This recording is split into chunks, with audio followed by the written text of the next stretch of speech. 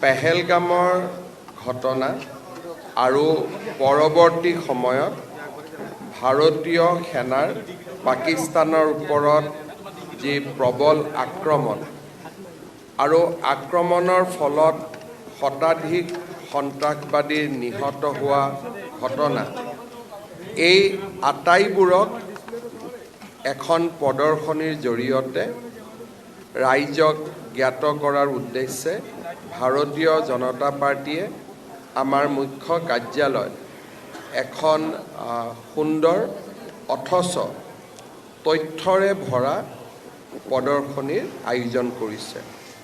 প্ৰধানমন্ত্ৰী নৰেন্দ্ৰ মোদী ডাঙৰীয়াৰ বজ্ৰকঠোৰ নেতৃত্ব আৰু ভাৰতীয় সেনাবাহিনীৰ বিশাল সাহস, শৌৰ্য আৰু বীৰ্যই কেনেকৈ পাকিস্তানৰ সন্ত্ৰাসবাদৰ ঘাটিসমূহ ধ্বংস কৰিলে তাৰো এখন চিত্ৰ এই প্ৰদৰ্শনীখনৰ জৰিয়তে আমি দেখা পাম।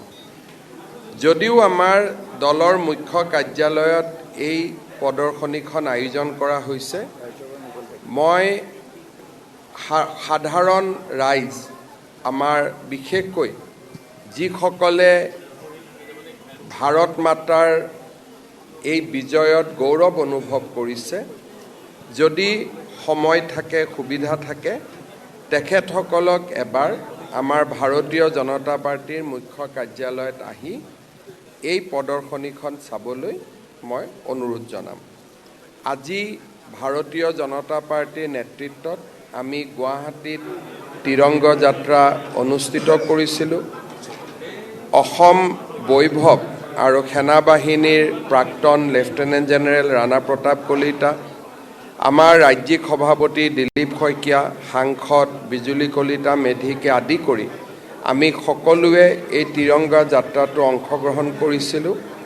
তিৰংগা যাত্ৰা আমি জিলাৰ পৰা, মণ্ডলৰ পৰা বুথলৈকে লৈ যাব খুজিছোঁ, কাৰণ পাকিস্তানে এনেকুৱা ধৰণৰ ঘটনা যে আজিয়ে কৰি বাদ দিব তেনে নহয়। আমি যাতে সদা সচেতন আৰু সদা সষ্টম হৈ থাকোঁ, তাৰ বাবে এই তিৰংগা যাত্ৰায়ো আমাক যথেষ্ট অনুপ্ৰাণিত কৰিব।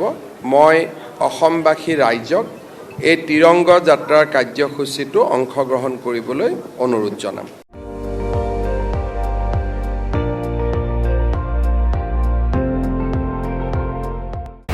আপুনি চাই আছে ND24, সৰ্বশ্ৰেষ্ঠ নহয়, সৰ্বোত্তমৰ দৌৰ।